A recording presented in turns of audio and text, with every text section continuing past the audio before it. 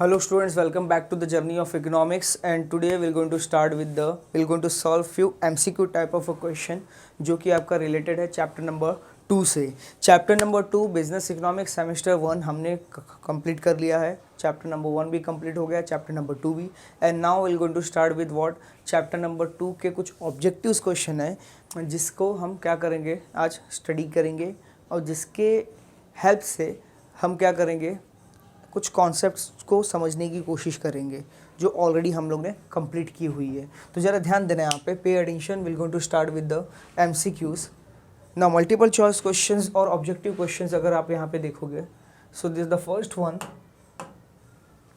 The demand for the product is amount that buyer purchases in the market, buyers are willingness to purchase at a given price, और buyers are willingness and able to purchase the at a alternative price, or buyers are able to purchase the specific price। नहीं, if you're going to see the demand for the product मतलब willingness and ability दोनों का होना ज़रूरी है।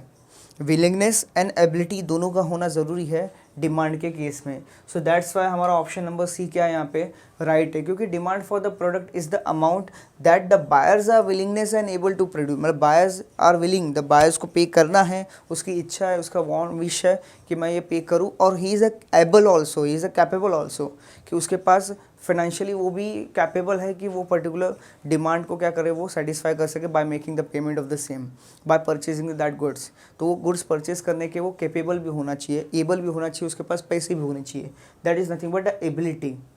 Next one, if you going to see the demand curve shows how the quantity demanded changes as the price changes. The quantity demanded, how the quantity demanded changes as the price changes। That demand curve shows what? Only a change in the price can shift the demand curve.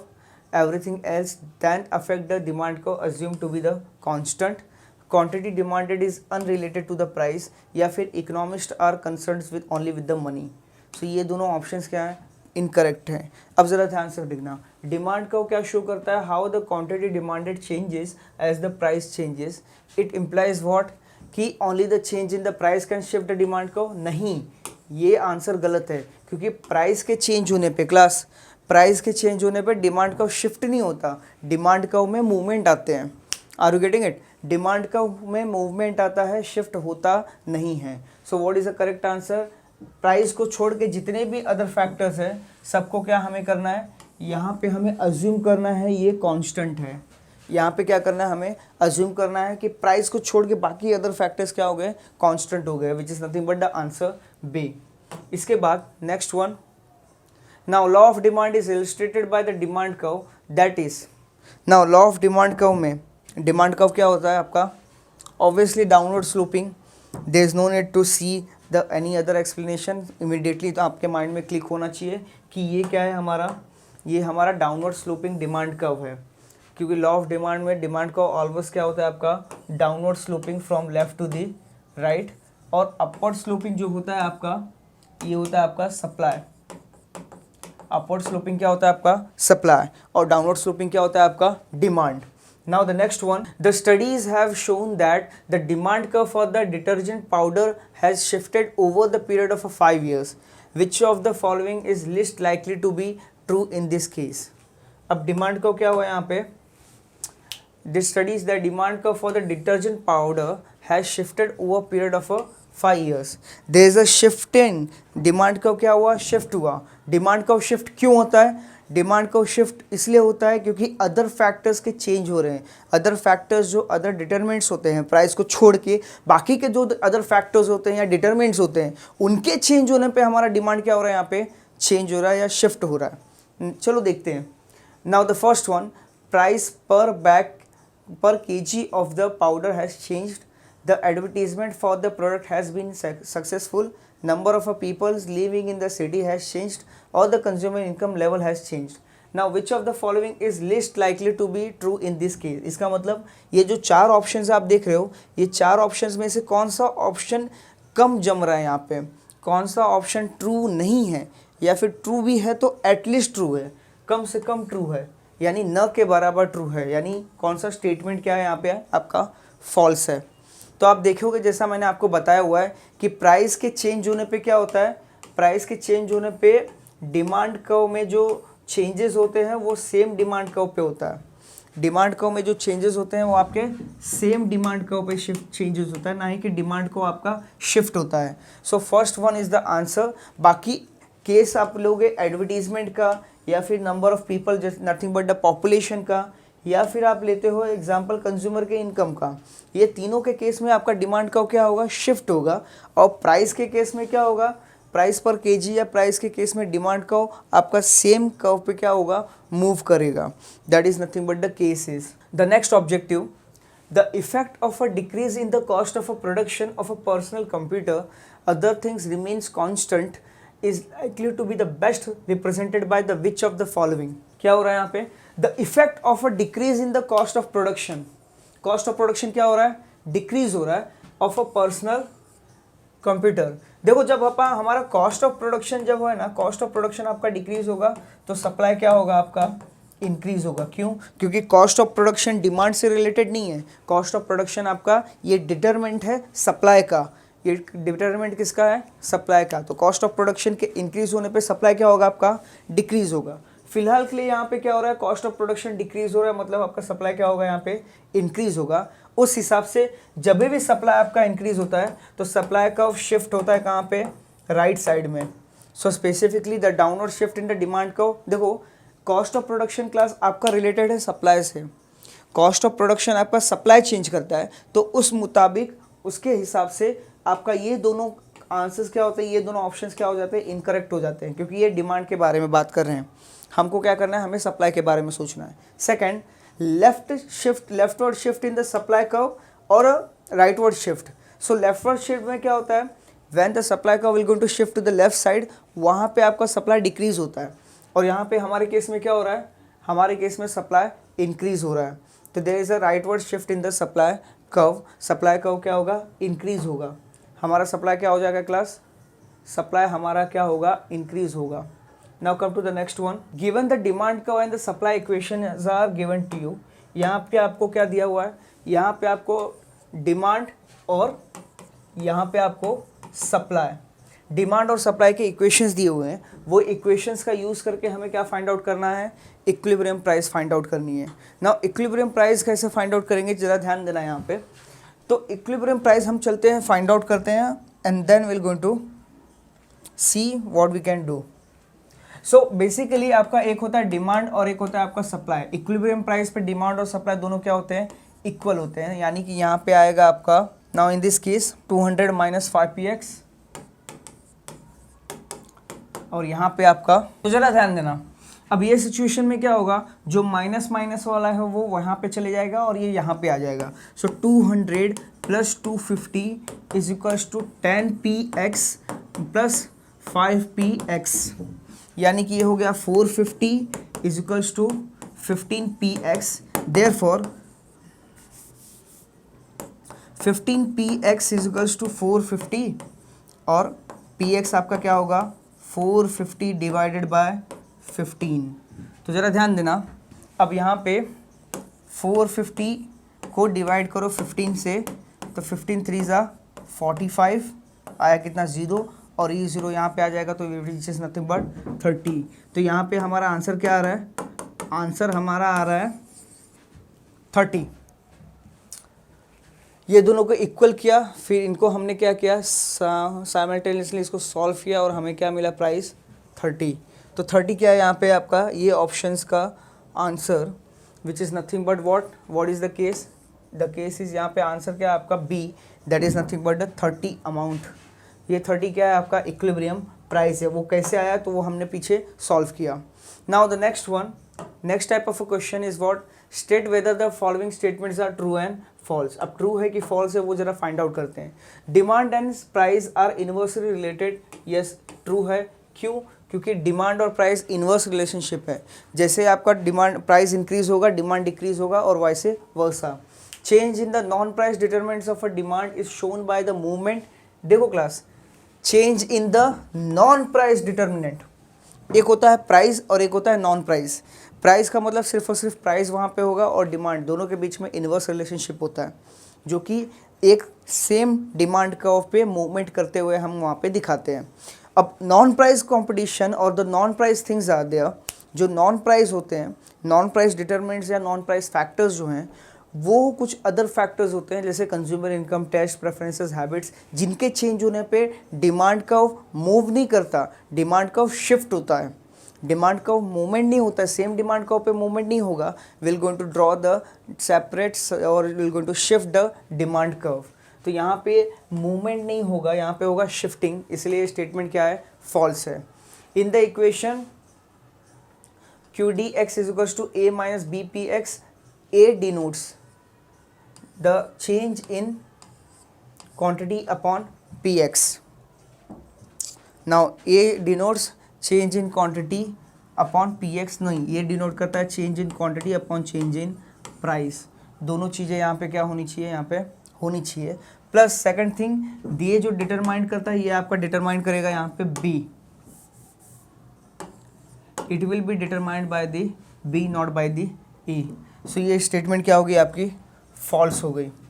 The next one, demand curve has a negative slope. Obviously demand curve का slope क्या होता है आपका, negative होता है, इसलिए true है। Supply और प्राइस के बीच में इनवर्स रिलेशनशिप नहीं होता, सप्लाई और प्राइस के बीच में होता है आपका क्या, डायरेक्ट रिलेशनशिप। क्लास सप्लाई और प्राइस के बीच में होता है आपका डायरेक्ट रिलेशनशिप, इसलिए स्टेटमेंट क्या है आपकी, false. In the case of a reduction in the cost of a production, the supply will going to shift to the right side. Yes, cost of production जब आपका change होगा या cost of production आपका कम होगा, when your cost of a production will going to decrease, then the supply will going to increase. जब cost of production आपका decrease होगा तो supply क्या होगा आपका, increase होगा, जो क्या करेगा आपके supply को shift करेगा right side में, जो कि क्या करेगा आपके सप्लाई को शिफ्ट करेगा कहाँ पे, राइट साइड में। नाउ द नेक्स्ट वन, इसके बाद the next MCQ, price is always has a tendency to move away from the equilibrium. No, false. Always it does not have the tendency to move away from the equilibrium। obviously equilibrium पे ही हमारा क्या होता है, price decide होता है, तो equilibrium से दूर जाने का सवाल पैदा नहीं होता, because this on the equilibrium only we are deciding what, equilibrium price. So this is what this statement is wrong. Next one, when there is a shortage in the market the price has a tendency to rise. Yes class, जब market में shortage होता है, simple सा बात है, यहाँ पे economics की भी ज़रूरत नहीं है, नॉर्मल आपको क्या करना है, अपना दिमाग चलाना है, नॉर्मल हमें क्या करना है, सिर्फ नॉर्मली सोचना है यहाँ पे। क्लास नॉर्मली जब आप सोचोगे तो यहाँ पे क्या होगा कि जब आपका शॉर्टेज होता है किसी भी मार्केट में, कुछ भी शॉर्टेज होता है, if there is a shortage in the market, market में क्या चल रहा है आपके, शॉर्टेज है किसी भी माल का, किसी भी गुड्स एंड सर्विसेज का, तो ऑटोमेटिकली उसका प्राइस क्या होता है, इंक्रीज़ होता है। क्यों? क्योंकि बहुत सारे जन है, there are the many peoples जो क्या करेंगे, वो चीज़ों को डिमांड करेंगे और हम यहाँ पे सेटिस्फाई नहीं कर पाते हैं, that's why the price will going to increase. Then if the QDX and QSX are respectively represented by like this, then the equilibrium is 25। अब एक और चीज़ आ गया यहाँ पे क्लास, ज़रा ध्यान देना, there is a one more thing which came यहाँ पे। अब यहाँ पे हमें क्या दिया हुआ है, ये इक्वेशन दिया हुआ है और एक ये इक्वेशन दिया हुआ है, ये दोनों इक्वेशंस को हमको सॉल्व करके पता लगाना है कि हमारा इक्विलिब्रियम प्राइस 25 है कि नहीं है। ज़रा ध्यान देना, दो हमारे पास क्या दिए गए यहाँ पे, इक्वेशंस दिए हुए हैं, ये दो इक्वेशंस को सॉल्व करके हमको फाइंड आउट करना है कि उसका आंसर 25 है कि नहीं है। सो आओ चलो सॉल्व करते हैं, let us solve this particular question. अब क्या बोला है, what the question is, the question is 50 minus 10px, 50 minus 10px, ये हो गया आपका डिमांड, और सप्लाई क्या है आपका -10 + 10px, it is equals to -10 + 10px। तो अब ये जो माइनस वाला 10px है वो यहाँ पे चले जाएगा और ये 10 यहाँ पे आ जाएगा। सो 50 + 10 is equals to 10px + 10px, यानी 60 is equals to 20px, therefore px is equals to 60/20, जिसका आंसर कितना आएगा आपका, it is nothing but how much, 3। So price यहाँ पे क्या है आपका 3 है। प्राइस क्या आ गया आपका 3 आ गया, ना ही कि आपका 25। तो ये क्या है, दिस स्टेटमेंट इज फॉल्स, क्योंकि प्राइस आपका क्या है 3 आ रहा है, ना ही कि आपका 25। तो ऐसे या क्या करना है आपको, ये इक्वेशंस को सॉल्व करने हैं। जब इक्वेशंस आएंगे, सिंपल सी चीज़ें हैं, हमको क्या करना है, दोनों चीज़ों को एक इक्वल करके नॉर्मल मैथ्स के कुछ हमें मैथ्स के छोटे मोटे स्टेप्स यहाँ पे फॉलो करने हैं, जो हमने 10th स्टैंडर्ड तक अभी तक किए हुए थे। Those who have not taken the maths after the 10th standard and जिन्होंने जूनियर कॉलेज में मैथ्स लिया हुआ है, they are aware of it how will going to solve. So if the next one, अगर 10th क्वेश्चन देखोगे आप, again the same situation यहाँ पे है। नाउ यहाँ पे हो क्या रहा है, in this question number 10, quantity demanded of a commodity X is and quantity demanded of supplied of a commodity X are respectively represented by this equation. Then the price is 2, there will be the shortage in the market, and then the PX, the price is how much 2.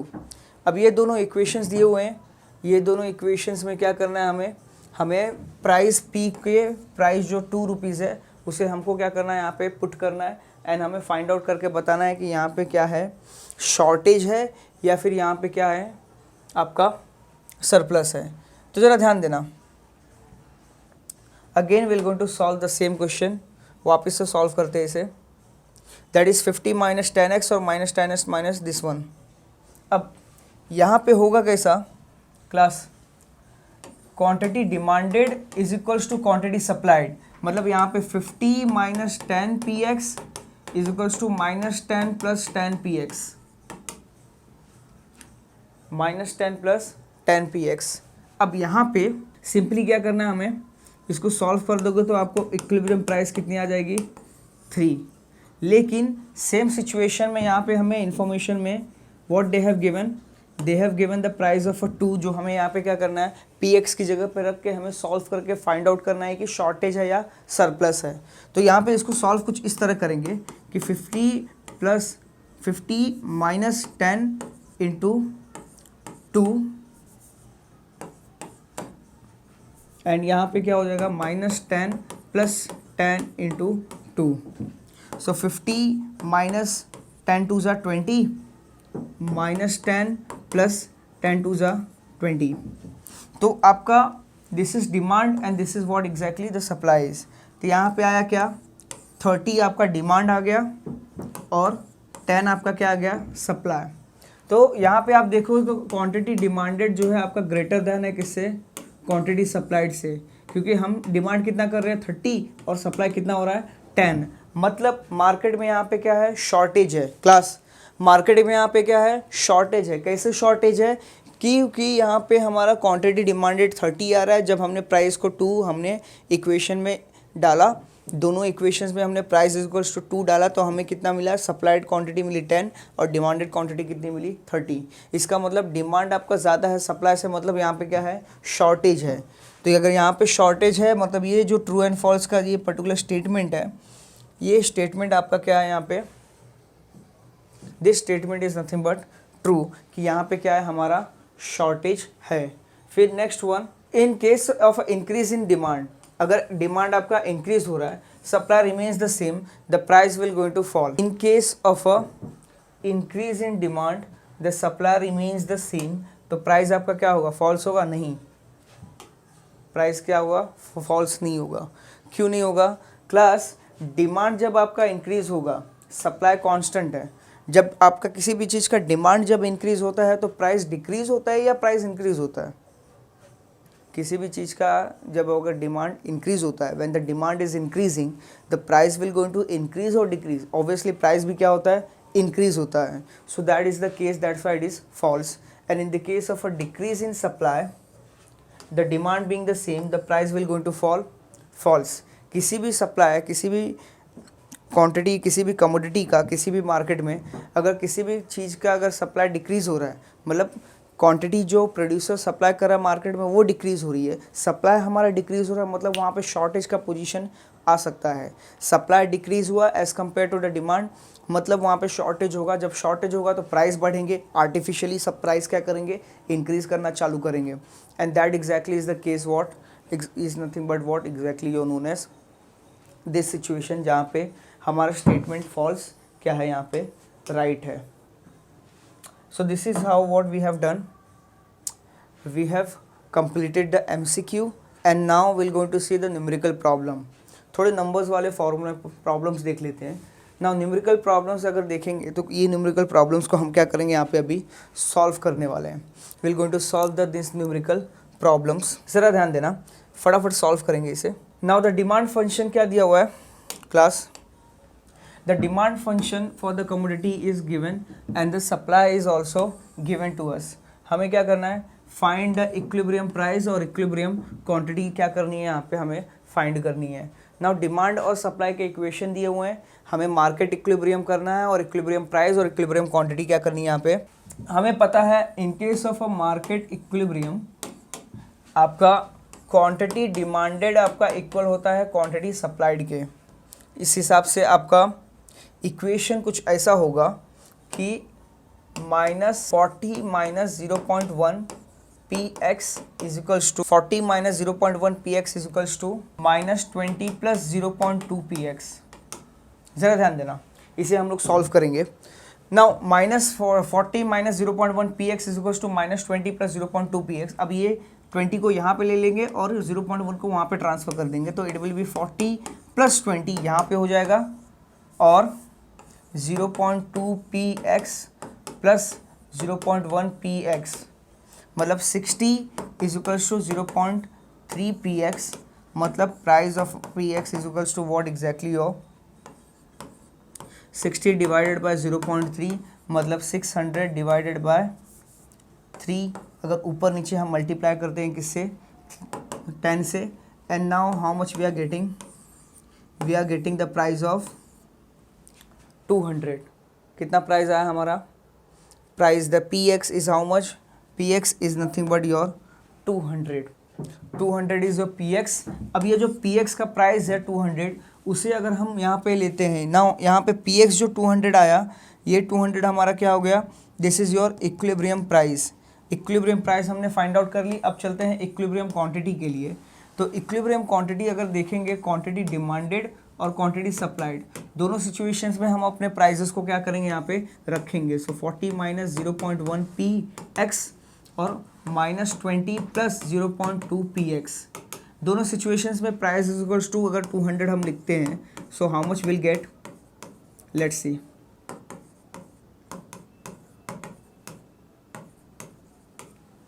तो यहाँ पे 40 - 0.1 × 200 करोगे तो आएगा आपका 20 और -20 plus इसे अगर आप सॉल्व करोगे so it will be how much 40. तो इस हिसाब से आपका इक्विलिब्रियम क्वांटिटी आपकी कितनी आ गई 20 क्लास. उस हिसाब से आपका इक्विलिब्रियम क्वांटिटी आपकी कितनी आ गई 20 यूनिट्स. और इक्विलिब्रियम प्राइस आपका कितना आया, सो इक्विलिब्रियम प्राइस आपका आया कितना, हाउ मच इट केम, ये आया आपका 200. सो बेसिकली आंसर आपका है price, equilibrium price is nothing but 200 और क्वांटिटी कितनी है आपकी 20 units. Now if you going to see this is your answer. ये आपका क्या है आंसर. प्राइस आपका 200 और क्वांटिटी कितनी है 20 यूनिट्स है. तो ये केस क्या है आपका, this is what exactly the case. ये आपका केस है किसका, इक्विलिब्रियम प्राइस और इक्विलिब्रियम क्वांटिटी जो हम लोग ने फाइंड आउट की of the numerical problem number 1 की. इसके बाद come to the next one. अब सेकंड वन आप देखोगे तो सेम सिचुएशन यहाँ पे भी दी गई है. And what they have ask, in the wholesale vegetable market demand for the tomato is given by the QD is equals to 100 - 25p और सप्लाई दिया गया क्या QS is equals to 15p, where the P is the price of a tomato and Q is the quantity sold in a kg per day. What are the equilibrium price and the quantities of a tomato. चलते हैं इसे solve करते हैं. सो अगर यहाँ पे ध्यान दोगे, if you going to pay attention, same sum हम यहाँ पे लेते हैं जहाँ पे आपका प्राइस आपका कितना है QD is equals to 100 - 25p. अब क्वांटिटी डिमांडेड आपका इक्वल होता है किसके, क्वांटिटी सप्लाइड के. सो इस हिसाब से 100 - 25p is equals to 25px. ये आपकी होगी डिमांड और ये आपकी होगी क्या supply. So 100 is equals to 25px plus 25px. So 100 is equals to 50 px, और यानी price of a commodity is equals to 100 divided by 50, जो कि कितना आएगा आपका, price of a commodity x will come how much, 2। Price of a commodity x आपका कितना आ गया, 2। एंड नाउ हमें क्या फाइंड आउट करना है, quantities of a tomatoes.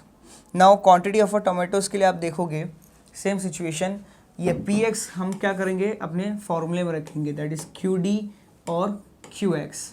Q D in case of 100 minus 25 into P, P के stand, P के case में क्या रखेंगे, पी की जगह पे हम रखेंगे प्राइस ऑफ 100 माइनस 50, तो यहाँ पे इक्विलिब्रियम कितना है आपका, क्वांटिटी डिमांडेड कितना है आपका 50 यूनिट्स। लेकिन वही सेम अगर सप्लाई के केस में देखें तो सप्लाई के केस में आप अगर 2 प्राइस रखते हैं तो हमें कितना मिलता है, again how much we are getting, the 50 only.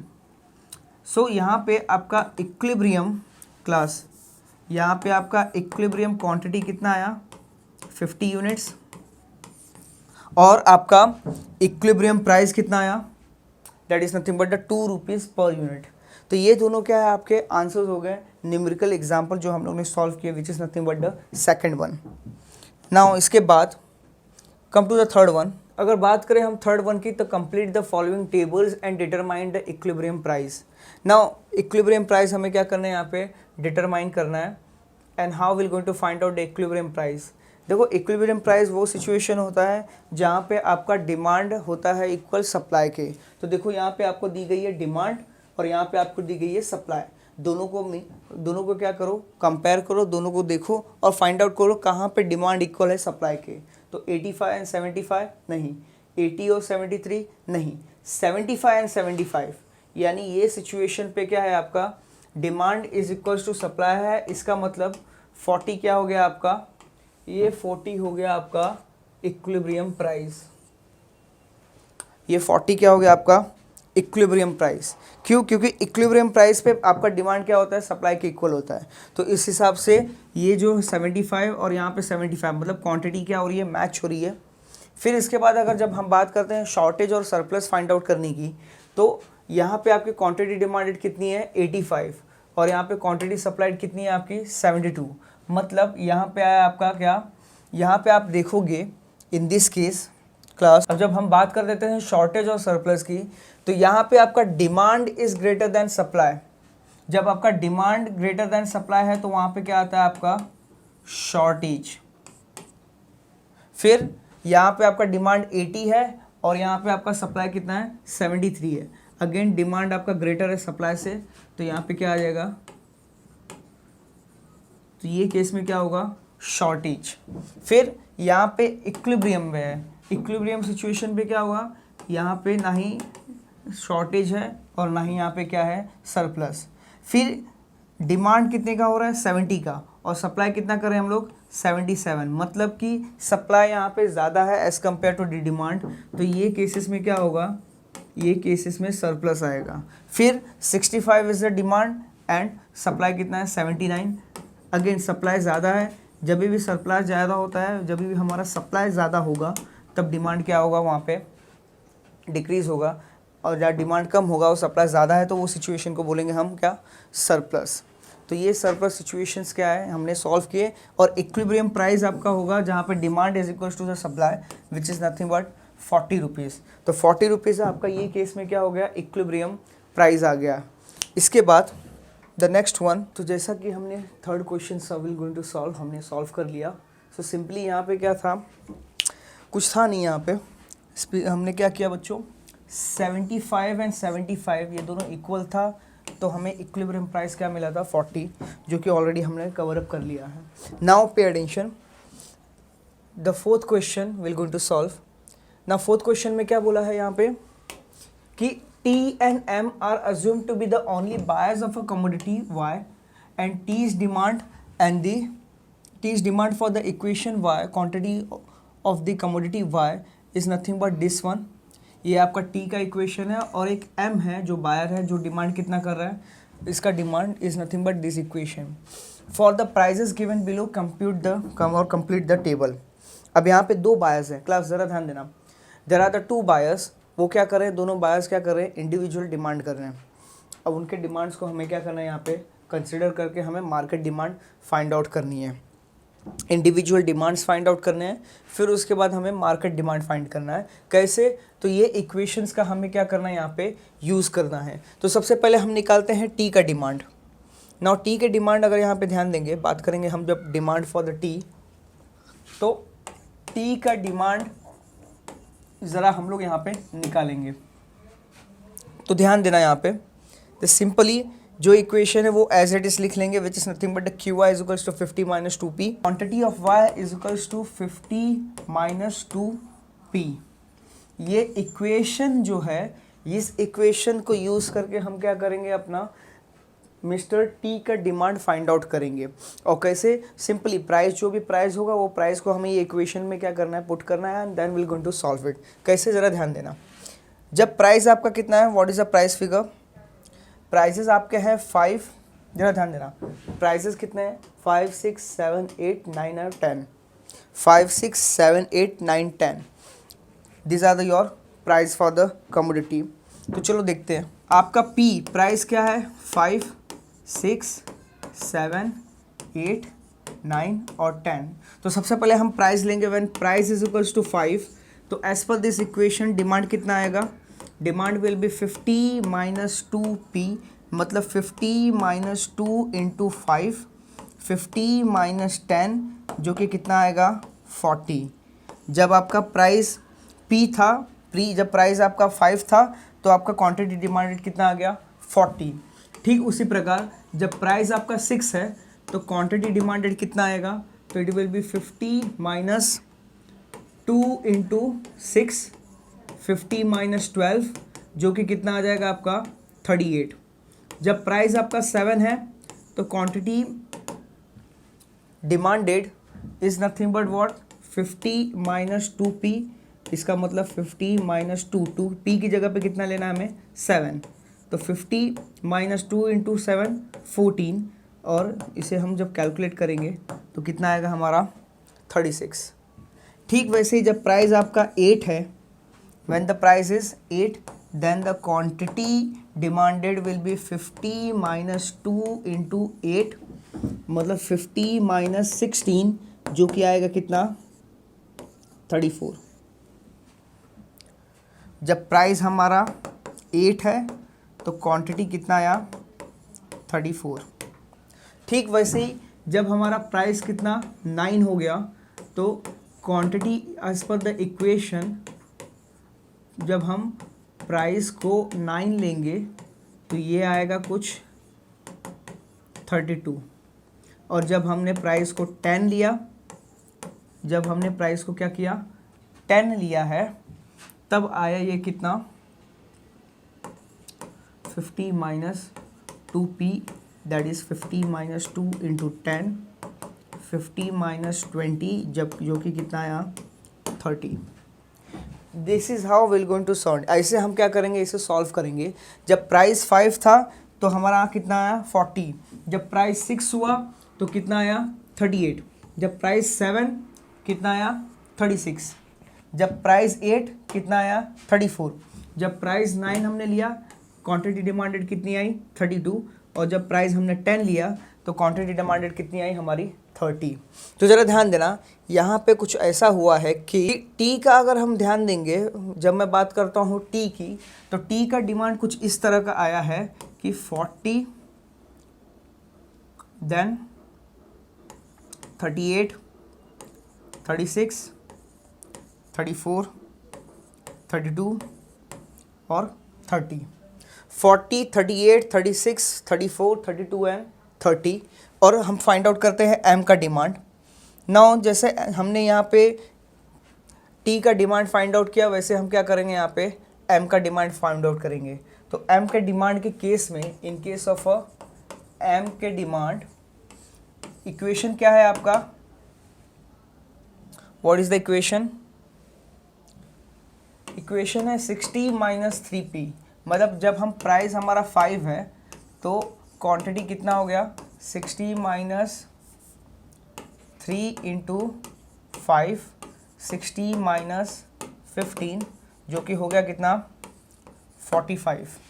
जब प्राइस हमारा 6 है, जब प्राइस हमारा 6 है तो यही सेम क्वांटिटी डिमांडेड हमारा कितना आएगा, तो 60 minus 3 into 6 that is 60 minus 18 जो कि आएगा कितना आपका 42। जब प्राइस आपका 7 है तो क्वांटिटी सप्लाइड कितनी होगी, 60 माइनस 3 इंटू 7, 60 माइनस 21 जो कि आएगा कितना आपका 39। ठीक वैसे ही जब प्राइस आपका 8 है, when the price is equals to 8 then quantity will be how much, 60 minus 3 into 8, 60 minus 24 जो कि कितना आ गया आपका 36। और जब हमने प्राइस को 9 लिया तो सेम इक्वेशन में जब हमने प्राइस 9 को हमने पुट किया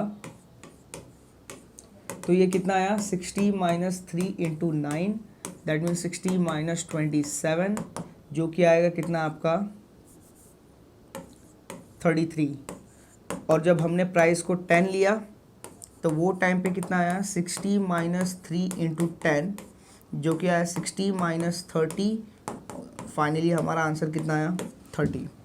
तो ज़रा ध्यान देना, हम क्या कर रहे हैं, हम एक इक्वेशन में सिर्फ पी के वैल्यूज़ को चेंज कर रहे हैं, प्राइजेस को हम डिफरेंट ले रहे हैं कि 5, 6, 7, 8, 9 और 10 जो कि वहाँ पे दिया हुआ है, उसके अकॉर्डिंगली हमें क्या मिला, according to that we got this 45, 42, then the 39, then 36, then after what, there after 33 and then finally 30। तो ज़रा ध्यान देना, द सेम सिचुएशन हम यहाँ पे लिख लेंगे, the same thing will going to write what we got in the T's demand and in the M's demand और दोनों को क्या करेंगे हम यहाँ पे ऐड अप कर देंगे। तो स्पेसिफिकली अगर हम यहाँ पे इसको सॉल्व करते हैं, if I'll going to solve the same thing over here, तो दोनों को ऐड करने के बाद हमें क्या मिल जाएगा, market demand. So pay attention and listen carefully, I am writing this thing over here as a 45 and then 45 से 3333 क्या करूँगा मैं, रिड्यूस करूँगा। सो इट मीन्स यहाँ पे टी का केस में एंड एम के केस में, एम के केस में it is starting from 45, M के केस में it's starting from 45 and T के केस में इट्स स्टार्टिंग फ्रॉम 40। यानी कि जब आपका प्राइस 5, 6, 7, 8, 9 और 10 है तो टी का डिमांड और एम का डिमांड, फिर उसके बाद आता है आपका मार्केट डिमांड। तो जरा ध्यान देना, यहाँ पे कुछ ऐसा होगा कि जब प्राइस 5 है तो it will be how much, 40, 38, 36, 34, 32 और 30। एम के केस में क्या हुआ, इन केस ऑफ एम ये हो गया 45, 42, 39, 36, 33 और क्या 30। तो ये हो गया आपका टी का डिमांड और ये क्या हो गया आपका एम का डिमांड। दोनों को हम क्या कर लेंगे, यहाँ पे ऐड कर लेंगे और दोनों को ऐड करने के बाद हमें क्या मिलेगा, मार्केट डिमांड। सो स्पेसिफिकली इसको क्या कर देना, ऐड करते जाना, विच is nothing but 40 plus 45 85, 38 plus 42 80, 36 plus 39 तो ये होगा आपका 60, 66 एंड 75। नाउ 34 और 36 70, 32 और 33 65 और 30 कितना हो जाएगा आपका 60। तो ये है आपका solution of a question number 4। ये आपका क्वेश्चन नंबर 4 का सॉल्यूशन आ गया, जहाँ पे ये हो गया आपका टी का डिमांड, ये हो गया आपका एम का डिमांड और दोनों को जब हमने ऐड किया तो हमें क्या मिला यहाँ पे, market demand. This is the solution of a question number 4 जो कि हमने यहाँ पे सॉल्व किया हुआ है। ज़रा इसको देख लेना। And now will going to solve the last one, last but not least. Suppose there are the 100 customers for the product x, each with the demand function of a 50 minus 3p. Find out the market demand schedule for the price ranging from the 1 to 100. Suppose there are the 100 customers for the product X, each with the demand function of 50 minus 3p। Demand function क्या है हमारा 50 minus 3p, और उसके हिसाब से हमें क्या करना है, मार्केट डिमांड शेड्यूल बनाना है for ranging from the 1 to 10।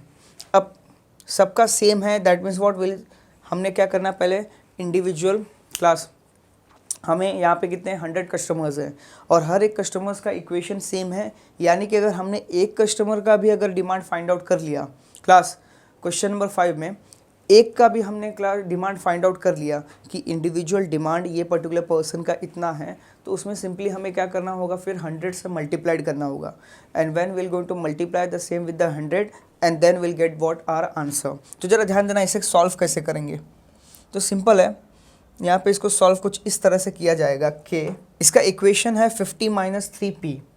अब 50 माइनस 3p के केस में how will going to solve, suppose ये जो पर्सन है इसका डिमांड इक्वेशन है, इसका डिमांड इक्वेशन है 50 माइनस 3p। तो अगर जब मैंने प्राइस को 1 2 3 4 5 6 7 8 9 और 10 तक मैं ये पर्टिकुलर प्राइस को लेके जाता हूँ, तो मुझे क्या मिलेगा, यहाँ पे मुझे मिलेगा डिमांड और प्राइस।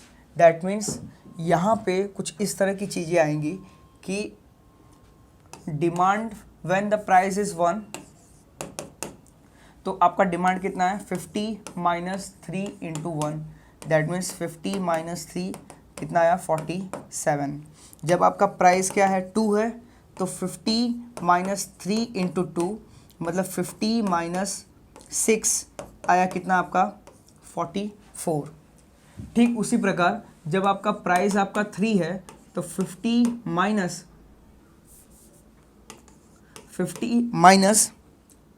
3 इंटू 3 मतलब 50 माइनस 9 आया कितना 41। जब प्राइस आपका 4 है, तो 50 minus 3 into 4 that means 50 minus 12 आया कितना हमारे यहाँ पे, that means come how much 38। फिर जब प्राइस आपका 5 है, तो 50 minus 3 into 5 that means 50 minus 15 आया कितना 35। ठीक वैसे ही जब प्राइस आपका 6 है, तो 50 minus 3 into 6 that means 50 minus 18 आया कितना 32। जब प्राइस आपका 7 है, 50 minus 3 into 7 that means 50 minus 21 आया कितना 29। फिर जब प्राइस आपका 8 है, तो 50 माइनस 3 इंटू 8 दैट मीन्स आया कितना आपका 26। और जब प्राइस आपका 9 है, तो 50 माइनस 3 इंटू 9 50 माइनस 27 आया कितना 23। और जब प्राइस आपका 10 है, तो 50 minus 3 into 10 that means 50 minus 30 आएगा कितना आपका 20। तो कहने का मतलब है, अगर आप ध्यान से देखेंगे, हमने स्टार्ट किया 47 से और एंड हो रहा है कहाँ पर 20, और हर बार हमने क्या किया यहाँ पे 3333 वैल्यू से क्या हो रही है, कम हो रही है। इट मीन्स व्हाट, अगर मैं इसे सॉल्व करता हूँ, अगर मैं इसे if I am solving like this कि प्राइस है 1 2, if my price is 1 2 3 4 5 6 7 8 9 and 10, और इंडिविजुअल डिमांड, मेरा इंडिविजुअल डिमांड कितना आया when the price is 1 it's 47 44 41 38 35 32 29 26 23 and finally कितना आया 20। ये हुआ मेरा क्या डिमांड। अब हमें क्या निकालना है क्लास, हमें फाइंड आउट करना है मार्केट डिमांड। और मार्केट डिमांड के लिए यहाँ पे क्या बोला है, how many customers are there class, यहाँ पे 100 कस्टमर्स हैं और 100 कस्टमर्स क्या कर रहे हैं, सेम डिमांड कर रहे हैं। एक इंडिविजुअल पर्सन जिन चीज़ों का डिमांड कर रहा है 100 के 100 सब उसी चीज़ों का डिमांड कर रहे हैं। अगर 47 डिमांड करेगा, 100 के 100 क्या करेंगे 47 का डिमांड करेंगे। मतलब सिंपली हमें क्या करना है, ये इंडिविजुअल डिमांड है, इसमें हमें मल्टीप्लाइड बाय 100 कर देना है, then will get what market demand. So यहाँ पे जब हम सब में मल्टीप्लाइड बाय 100 करेंगे तो मार्केट डिमांड आएगा 4700, 4400, 4100, 3800, 3500, 3200, 2900, 26, 23 और आपका 2000। ये क्या आ गया आपका market demand. This is what exactly the market demand is जब हम इसको ऐसे सॉल्व करेंगे। तो इसका numerical solve if you going to see, this is the solution of the fifth one, that is the fifth numerical problem of a question of the chapter number 2 question number 5 जो हमने numerical examples के solve किए। So this is how class we have completed. हमने क्या किया, entire chapter complete कर लिया है and now will going to wind up our session. हमने पूरे चैप्टर्स कंप्लीट कर लिए and numerical examples and objectives जो हैं ये पर्टिकुलर सेशन में हमने कंप्लीट कर लिया है। So in the next lecture we are going to start with the new chapter. Till the time what all of you will going to do, you will going to revise the earlier chapters, will going to continue in the next lecture. Thank you.